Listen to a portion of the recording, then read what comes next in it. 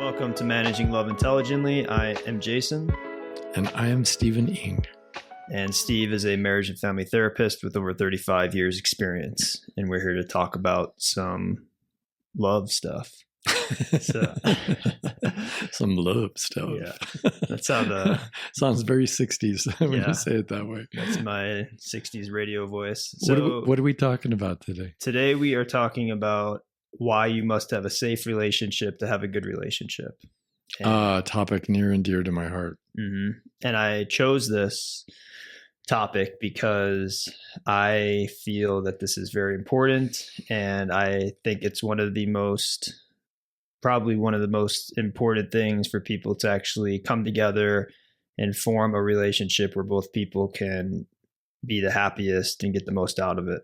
I've been in a relationship, my last one had safety in some regards, but it was unsafe in others. And the parts that were unsafe, I didn't understand even what was happening, how to point it out. I didn't even understand that it was unsafe. I mean, sometimes I think people think of unsafe, they think of somebody punching somebody or slapping someone around. But I think unsafe could even be being in the bedroom and your partner dislikes the way you touch them, or yeah, actually. Or they don't know, or they don't want to, you can't communicate in a way that you feel is healthy. I mean, there's just a million things. And I feel like if you're not in a safe relationship, I feel like it blocks the couple from achieving any sort of success that could really make them have an awesome relationship. I'm glad we're talking about this. Yeah. So that's what we're going to be talking about. So. Yeah. I'm glad. I already said I'm glad we're talking about this. I'm excited. Let's go. So, yeah, before we get into everything, if you have a question for Steve, you could visit stephening.com and fill out the contact form. At the end of each episode, we will answer a listener question, so stay tuned for that. And if the podcast helps you live a happier life, please help spread the happiness by sharing it with your friends and family. So to start off the conversation, I was interested in just getting a definition about what do you mean by safe? I guess, how would you define that term? Yeah, it's funny because nobody's ever asked me what I mean by safe. And I think I've presumed that everybody would know as I started talking about it. But I think after listening to you just now, I think most people do assume they're talking about physical safety. Just the other day, I was reading a nationally circulated advice columnist, and one of her readers was writing in with a "what should I do" question about how sometimes her husband is so scary to her that she's afraid he'll get abusive, and because he'll start calling her names or insulting her, putting her down, and she's afraid he might get abusive. Mm-hmm. And I'm thinking, wow, that already happened. The horses have already left the barn on that, because by the time somebody's yelling at me, yeah, that's not safe. Yeah. So anything that in a relationship that is the opposite of safe. So for me, I think of home as a sacred place. And I think the ancient Greeks and most cultures think of it the same way, where you're supposed to be feeling safe once you get home. It's out in the world where we can expect to be met with indifference or even abuse. But by the time we get to our home, we really should be in a safe place. And I think for me, as a boy growing up, I saw domestic violence from my father to my mother, and it was terrifying. I was a real young child. And nobody could talk about it. That was the other thing, I think. Besides the violence itself, that was the thing that made it really unsafe. No one in your family was talking about it? Like right. Your mom? Or... So we had moved to Reno, Nevada. And when I say we, my mom had divorced my dad, and she came up here to start her life anew, hoping to escape his crazy criminality. And where did you move from, really quick? I think San Jose. I was 2 years old, but I think that's the myth. All right. Yeah. And so he stalked her up here, which is a common enough story for women who've been in abusive relationships. He stalked her up to Reno, and then one night broke in, pushed his way into the little duplex we were living in at the time. And my brother and I were asleep, and it was the yelling, the screaming, and then you could hear her body being thrown against walls and slaps and slugs, punches, that kind of thing. And I remember trying so hard to like not be there. Just like in your body? Yeah, I put my pillow over my head to try to not hear it. I tried to block it out of my mind and out of my hearing, but I couldn't, and I couldn't stand it anymore. And it was one of those horrible dilemmas for a child where, your mom is getting attacked, but the attacker is your dad. And it's like, what do you do? And at 5 or 6 years old, I was not prepared for dealing with that. But I remember eventually my brother, he was in the bed next to me because we were sharing a bedroom, and he slept through the whole thing. And I sat up and yelled, "Stop it, stop it, stop it," 3 times. And then the hush fell over the house as if, oh my gosh, we've awakened the children. And then it all stopped. And it was like, So the next morning, as I say, nobody said a word about it. My mother didn't explain.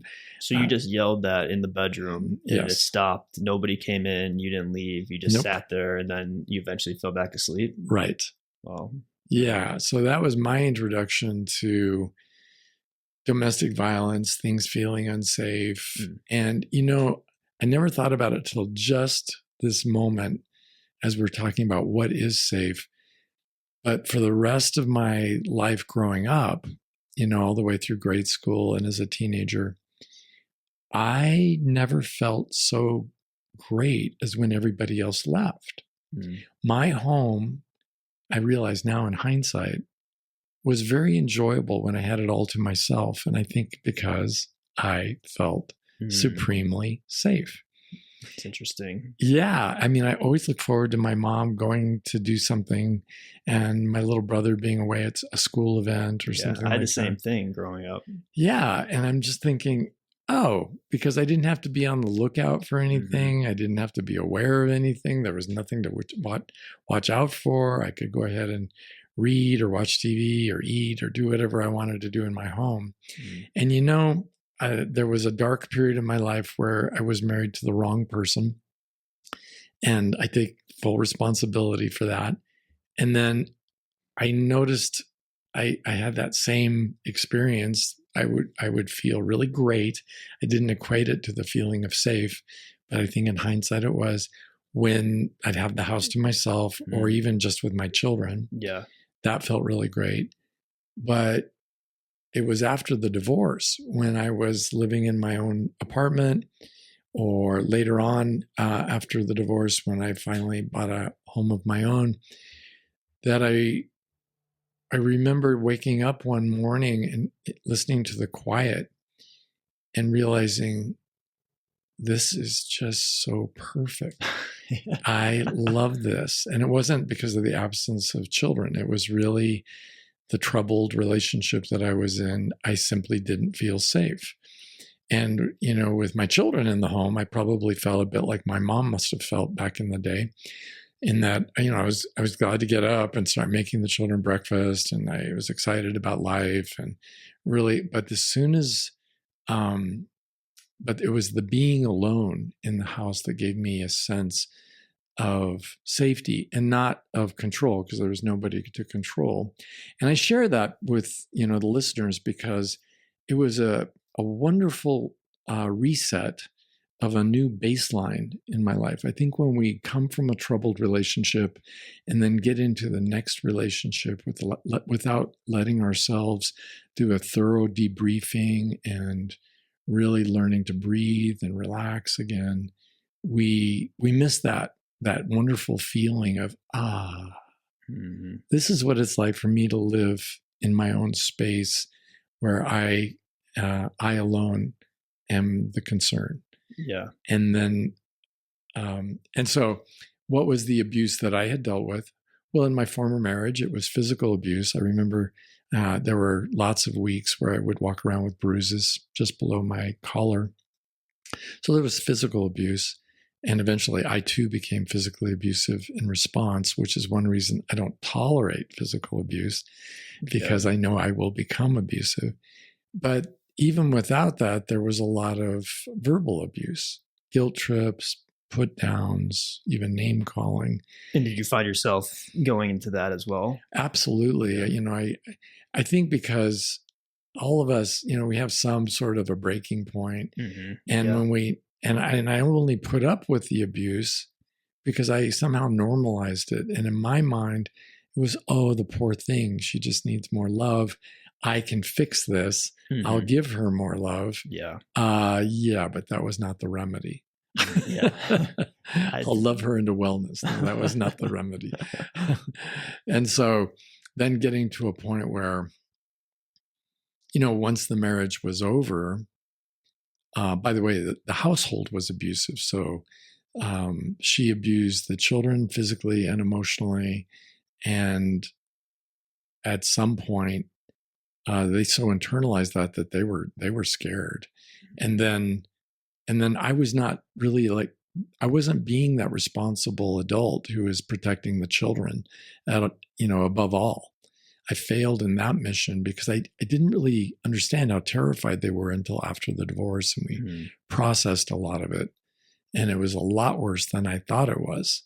Even though I had confronted her, I had said, no, this can't happen anymore. And she would wait until I was gone and then terrorize the children and tell them, and if you tell, I'll make it even worse for you. And so my point in mentioning that is not to pull covers on anybody, but to say, once you tolerate abuse under the roof, it becomes a fairly pervasive thing that can come up with anyone at any time. So, including teaching the children to become abusive because they've normalized that. And I think maybe it's inevitable that children might become abusive because, after all, they're reasoning with the mind of a child.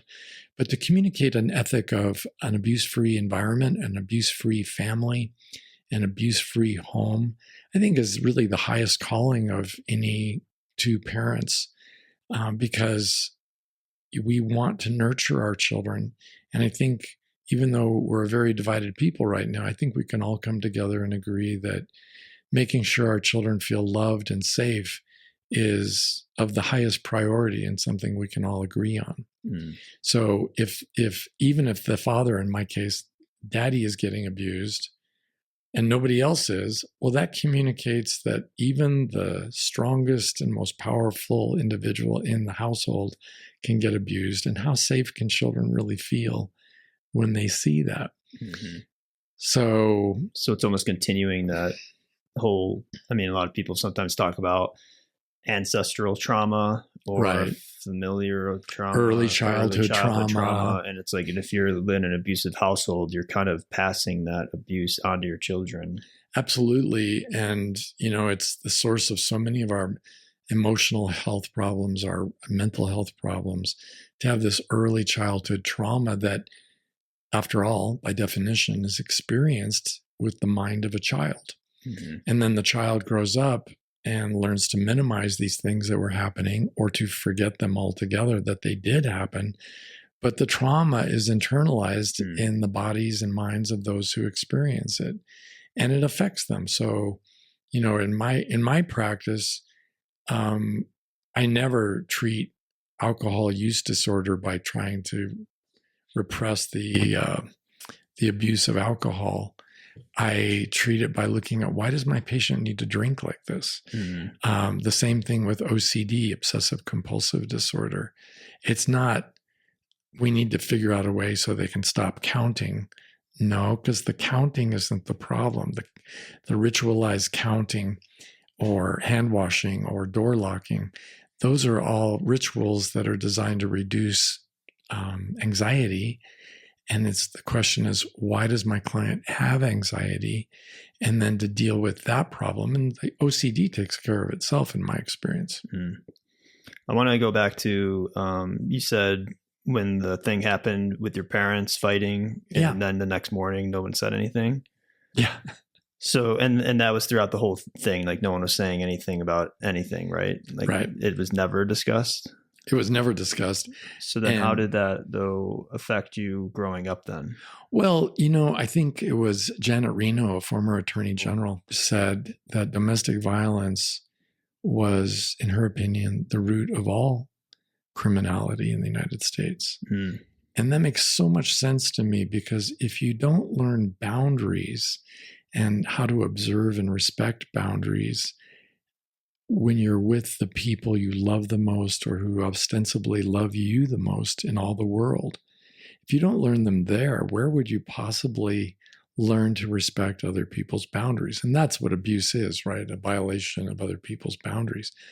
So for me, I just grew up with a lot of fear and anxiety, and I found it such a relief to just be a control freak. It gave me an illusion of control. And part of that was, I had a conveniently placed little brother who I could verbally and physically abuse, so that I felt really like I was on top of the world.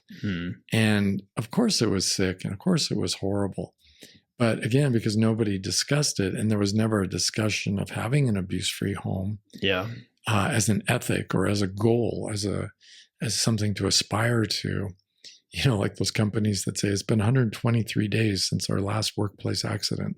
Yeah. I would love to have had some goal like that in our homes, like it's been, 3 months since our last abusive exchange, or it's been 3 years since we last got abusive. So that puts it on the radar for both the adults and the children in the relationship.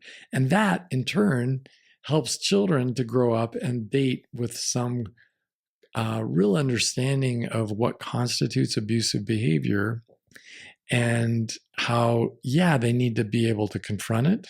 They need to be able to set and then defend boundaries. That second part gets forgotten by a lot of counselors. And then ultimately, if all of that is unsuccessful, to appropriately terminate relationships because they simply are not respectful and not safe. Yeah. I have had clients who, while in high school dating, experienced so much abuse. More than one. I've had more than one person tell me that they were actually literally pushed out of a moving car. Wow. In a high school parking lot. Jeez. And that, that's horrible, right? And did you break up then? Oh no, we kept seeing each other and it's crazy when we look back on that. But it's there are very few things in my life where I can say it's a matter of 100%. But this is one of them where I think every violation needs to be confronted. Every time anyone's abusive of me verbally or physically, of course, has to be confronted. And that includes things that people don't really understand as abusive, like a temper tantrum where I kick the car or throw something in the house, or punch a wall or a door. It's not just, Johnny has a bad temper, or my husband has a bad temper. No, that's abusive. And what makes it abusive? Because it's intimidating. Yeah. You're not supposed to be scaring other people in their home. And that's what it's about. So I can understand that somebody might be frustrated, but as the old saying goes, use your words. What is it about the abuse that ties people to it, though? Like someone gets pushed out of a car and they still want to be with that person. Is that because abuse forms such reasons, like a psychic control over the person? Well, sometimes it's because we're just plain ignorant of what I just shared for the last 10 minutes, like why it is we need to have abuse-free homes. But some of it is because even though I might cognitively understand that, my brain could explain it, my heart isn't really buying it. At some level, perhaps I think I deserve to be yelled at because I did a bad thing. Yeah, that's what I was going to say. It seems like a lot of it's like, well, you deserve to be that way because you said this thing. Or right. So thing. I was in a casino here in Reno walking through, and I observed a conversation from a Latino couple, very young couple, and they were walking through, and she quite naturally had her head on a swivel looking at all the distractions around her. And she happened to glance into the entryway, I should say, into a nightclub in the casino. And her there were men at the entryway, and her boyfriend said, "Oh, you want to be with them?" in a rather loud voice. Yeah. Well, you go ahead and you be with them. No, I don't want to be.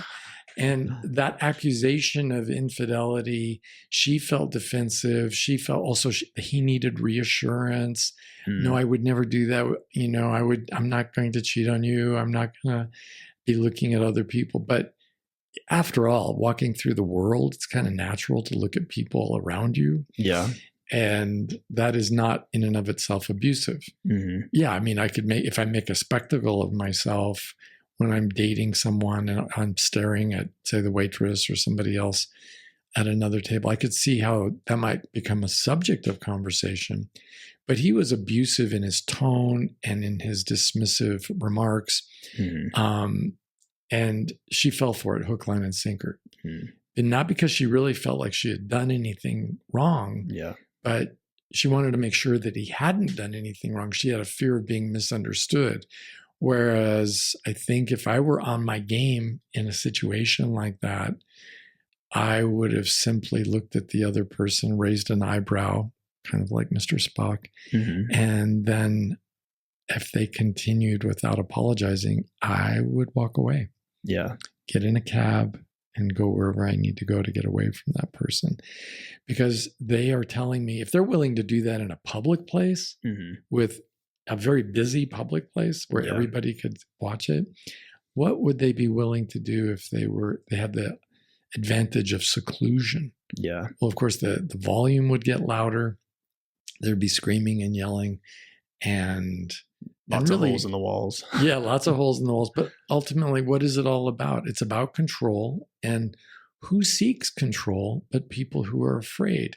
And this is one of the, it's hard to look at a loud and yelling, punching, abusive person and to do the translation, oh, she or he is so afraid. Mm-hmm. But that's what's really going on.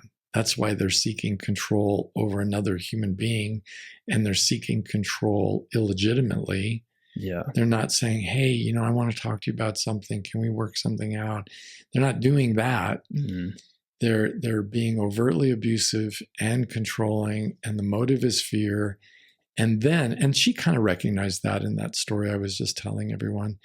But it doesn't matter if the other person is afraid, mm-hmm. because there is another remedy. Yeah. I'm really insecure when I see you looking at other people.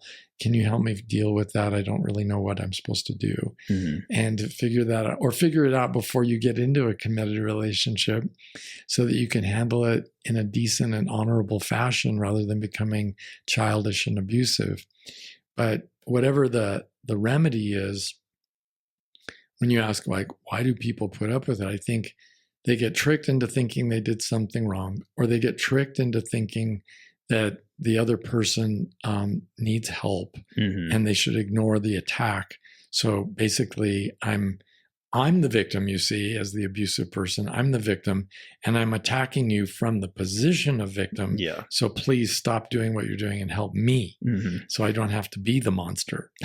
And that's crazy making in and of itself. Yeah. So it just goes on and on. I think a lot of people do it because they were raised with it, and it just seems this is the natural order of things, and this is what you do in these circumstances. Yeah, I was going to say, like, just common. It's like, I saw my parents do it, or I saw my friends do it, or she needs to be kept in line, or whatever stories they're telling themselves. Yeah, no man of mine is going to get away with that. And it's funny because we say all of these things, and that these irrational beliefs that support the abuse fall apart under a rational, calm decision or a calm mm-hmm. discussion.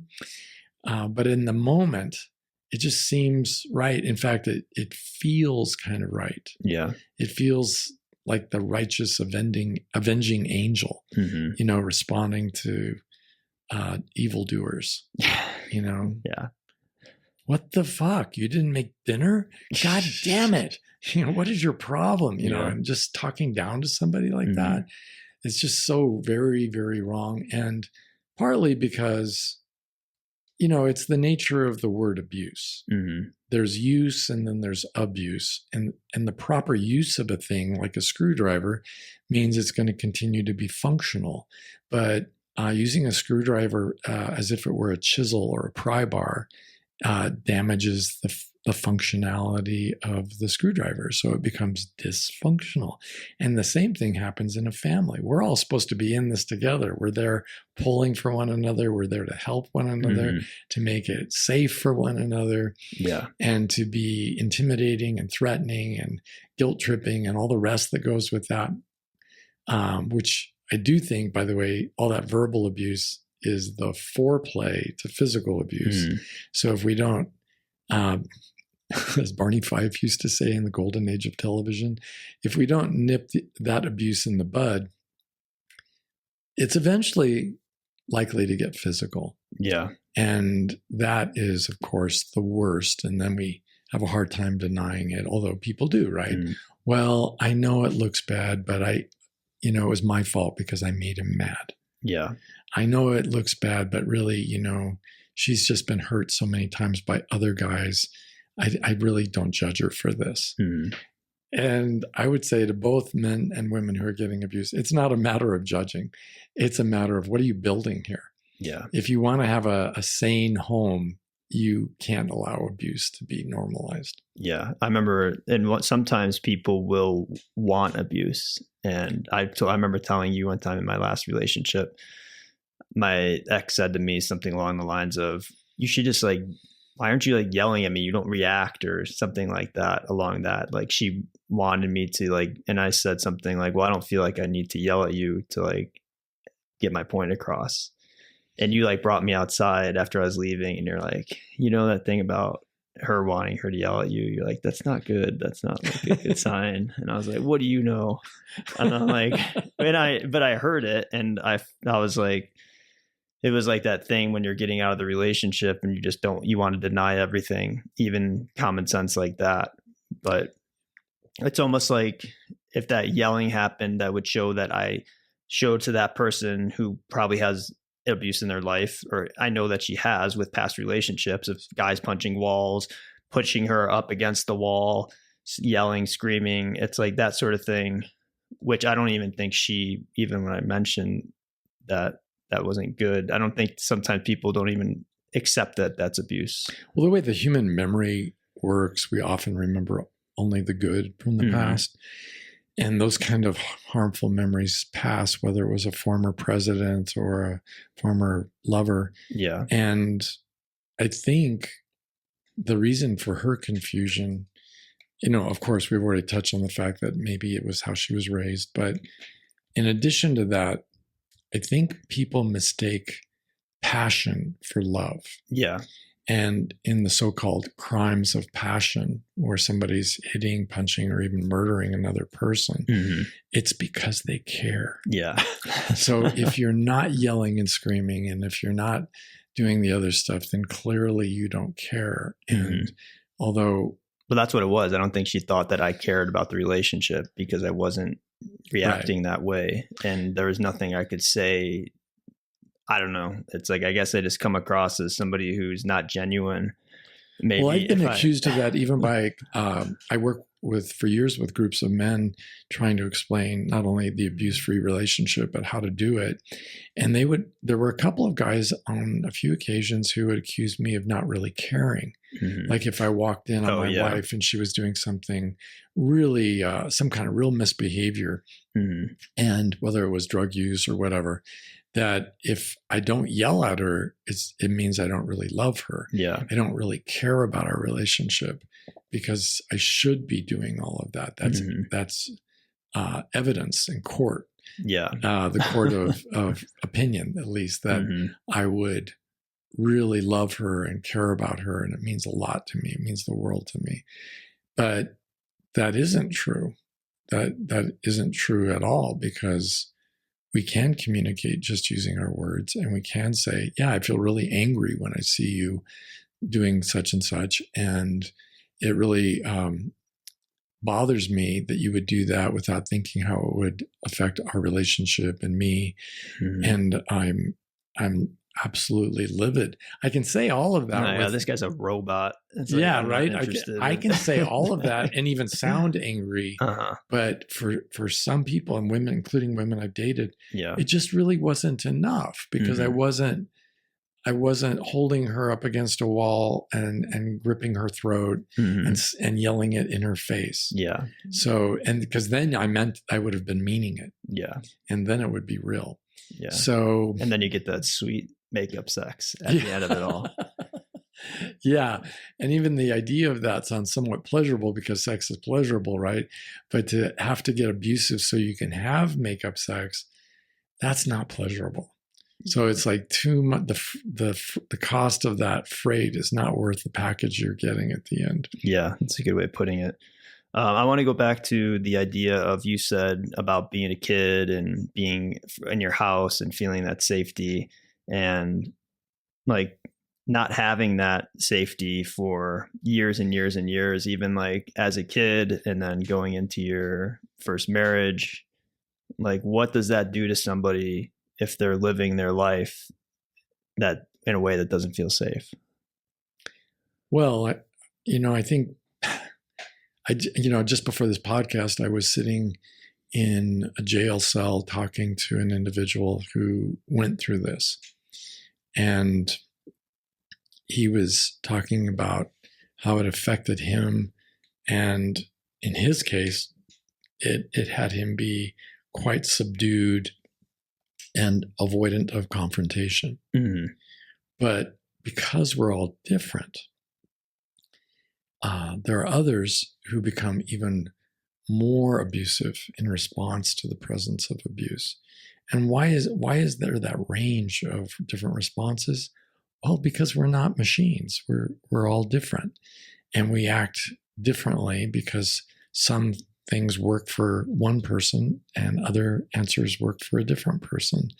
My client ended up avoiding confrontation so much that he eventually lived in a world that was made up of like a private echo chamber of his own thoughts because he didn't know how to talk to people about any difference of opinion. And then he ended up in that private echo chamber of his own thoughts, thinking certain behaviors sounded good, and then he gets in a lot of trouble and gets arrested.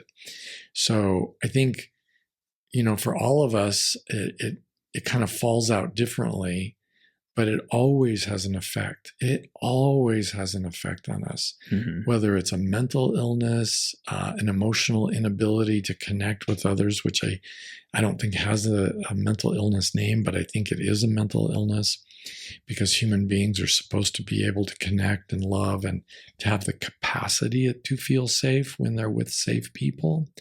But I think I became that person who was unsafe under all circumstances other than being alone. And it's not because I'm a loner. I'm not a loner. I like people. I have friends. I love my wife.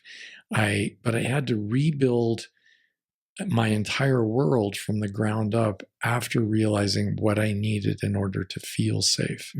And what I ultimately decided, starting from a basis of simply living by myself, what I ultimately decided was I need to be very mindful of who I allow into my life to educate the people who are wanting entrance or access to my world and letting them know, people routinely ask on a date, so what are you looking for? Or how do you see your future playing out?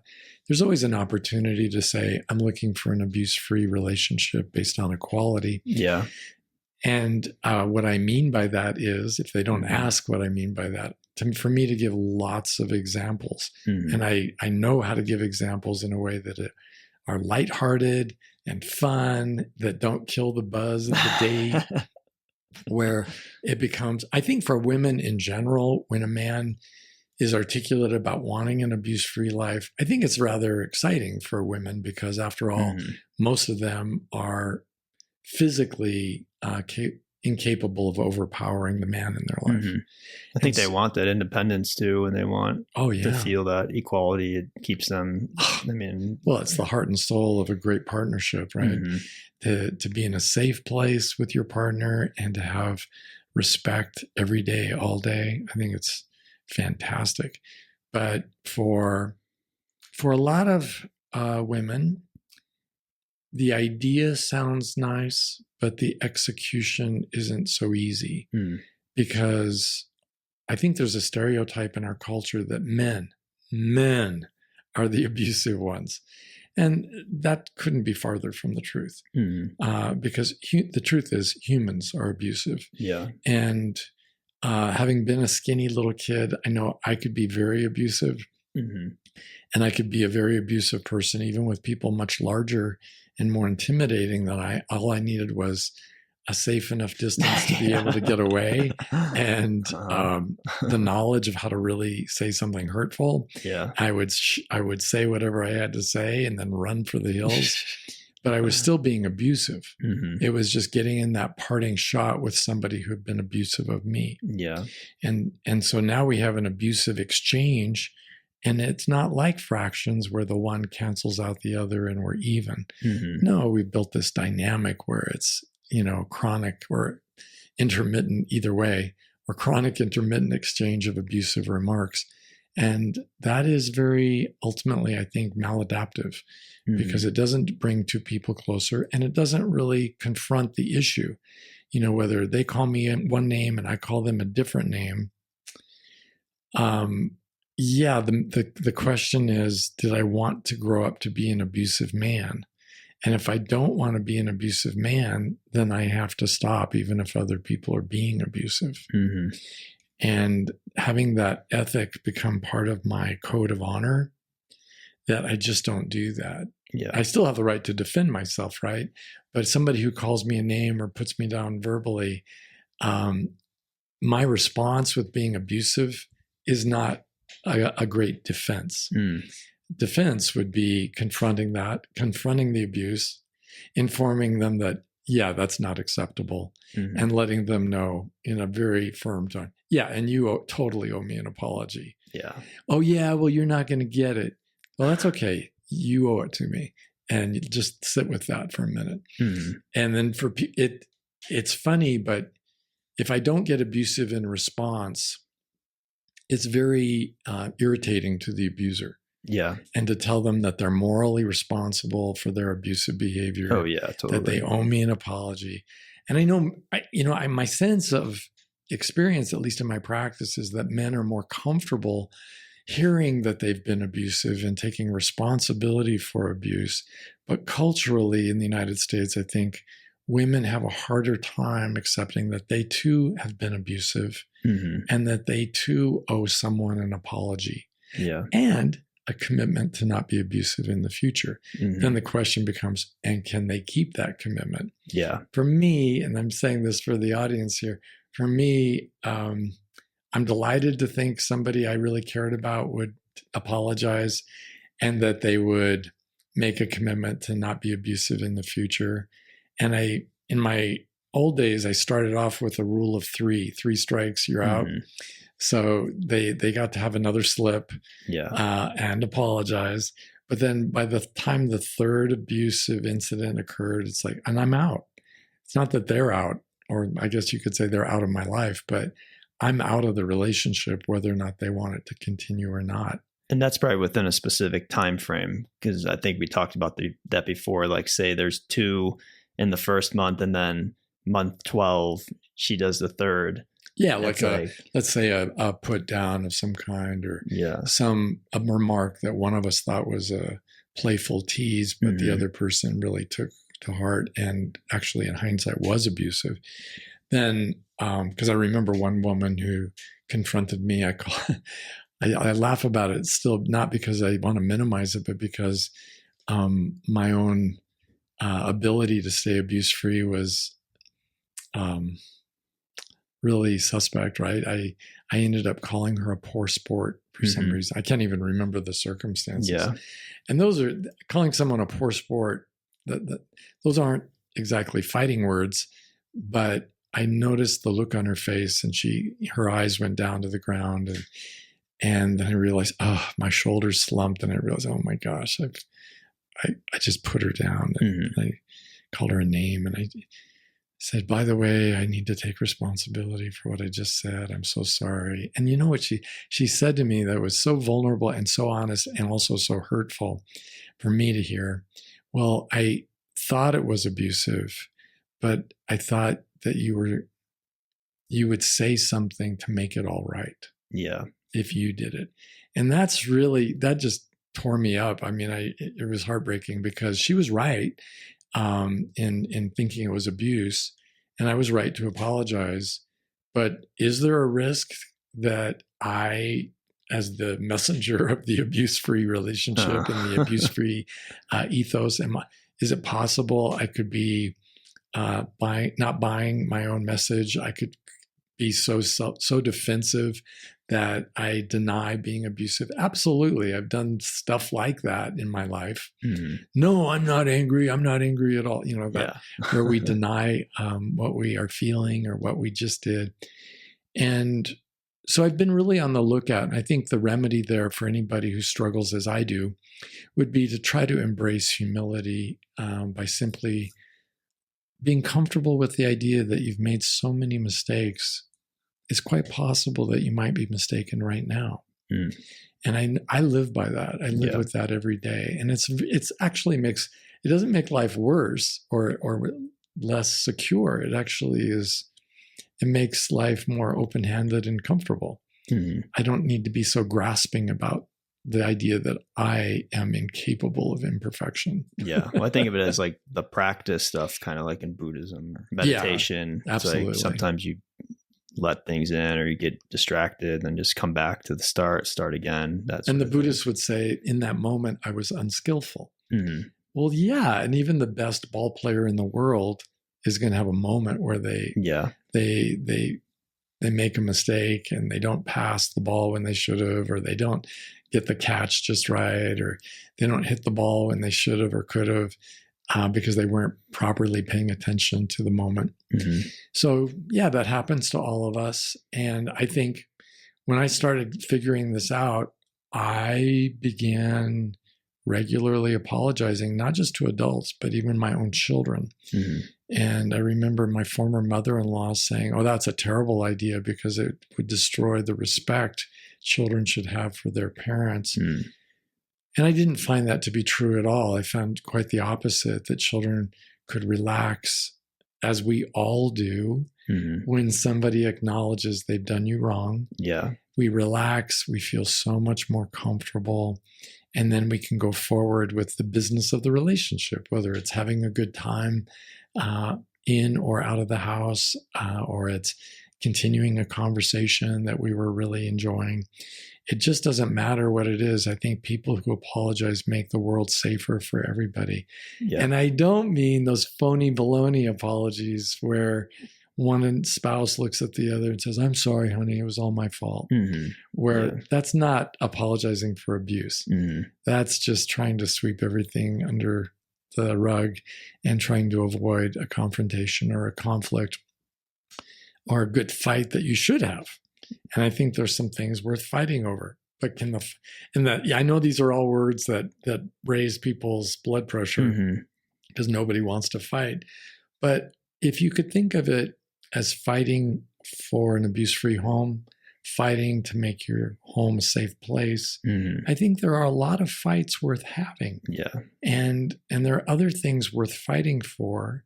But what made fighting so distasteful to me, and I presume to millions of other people, is it never seemed to work. And it always was so ugly and hurtful with the abuse. But when one eliminates all the abuse from fighting, not only is there none of the hurt, none of the anxiety, but there's also a far more efficient atmosphere for problem solving.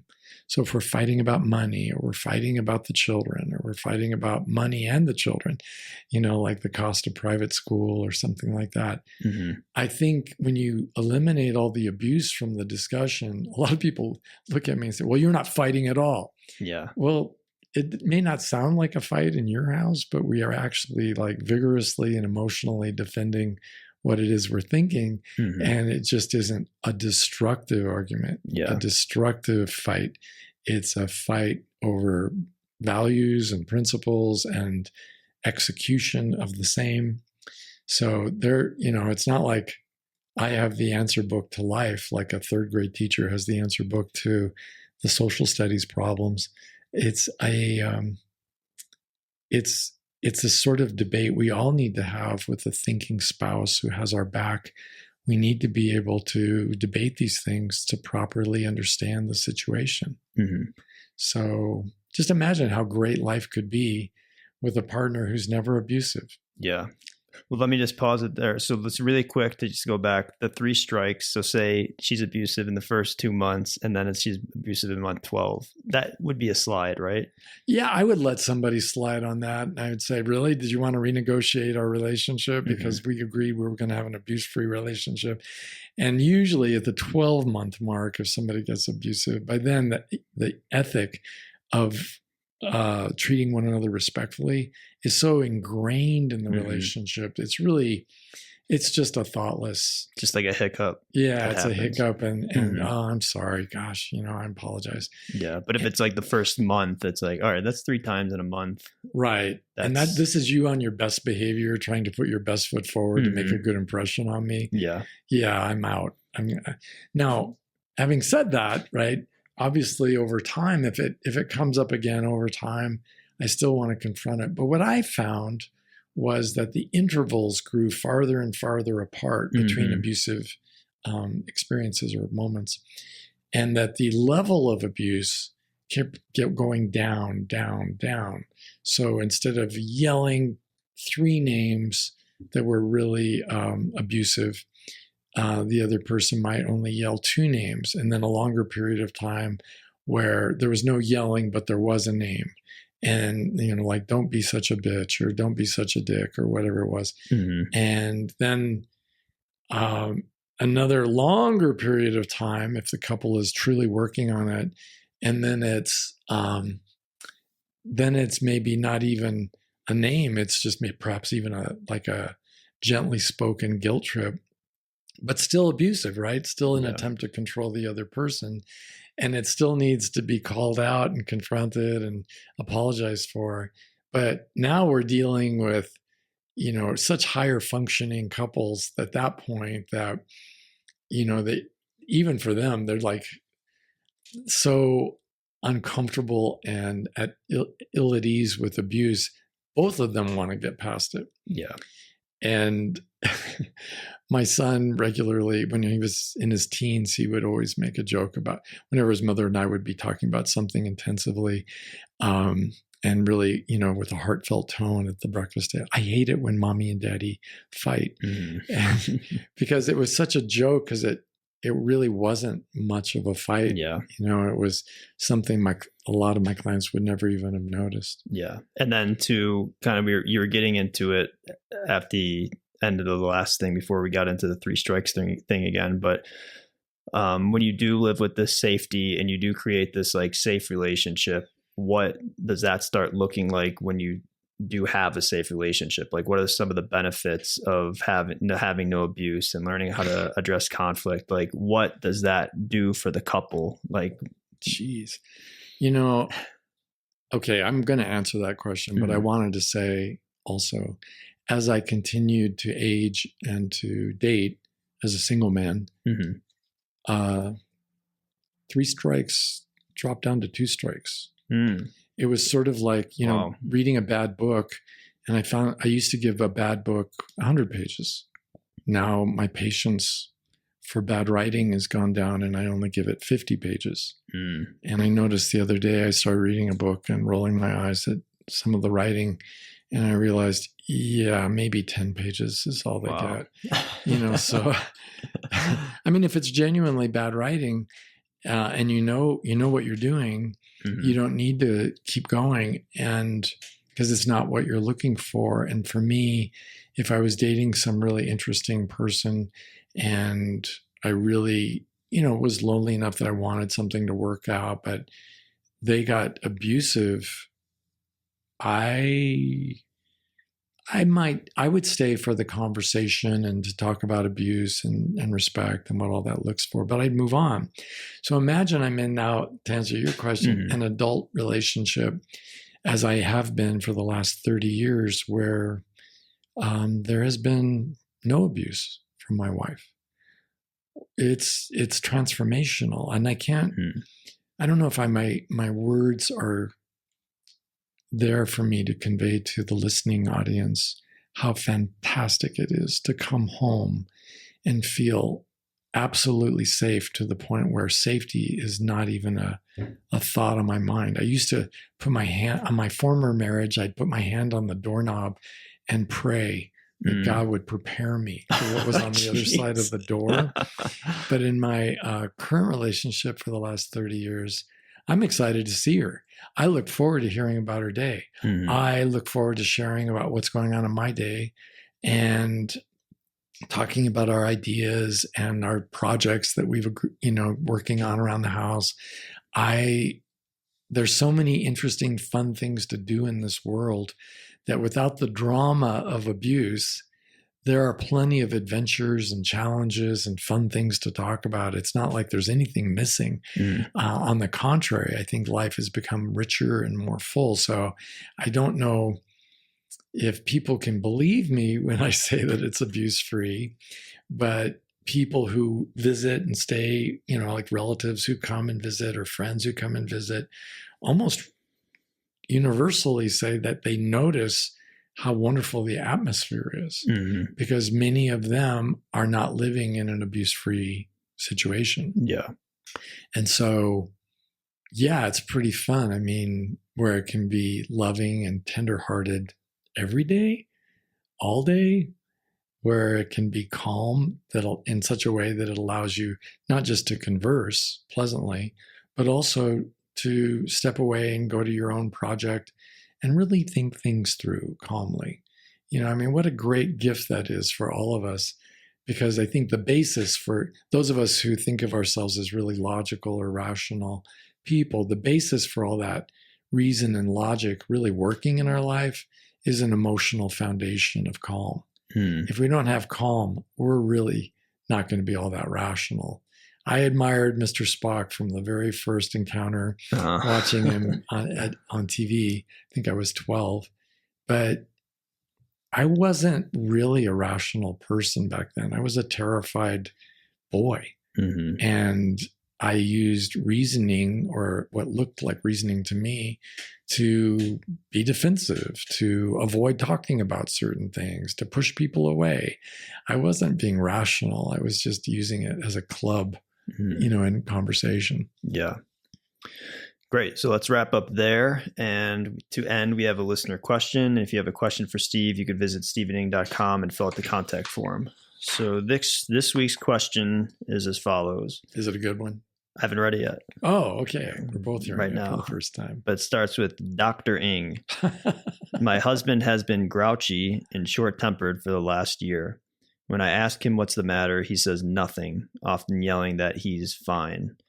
He will give me the silent treatment for days on end or snaps at me in a mean tone. He's getting borderline abusive. Oh my gosh, this is just what we were talking about. Yeah.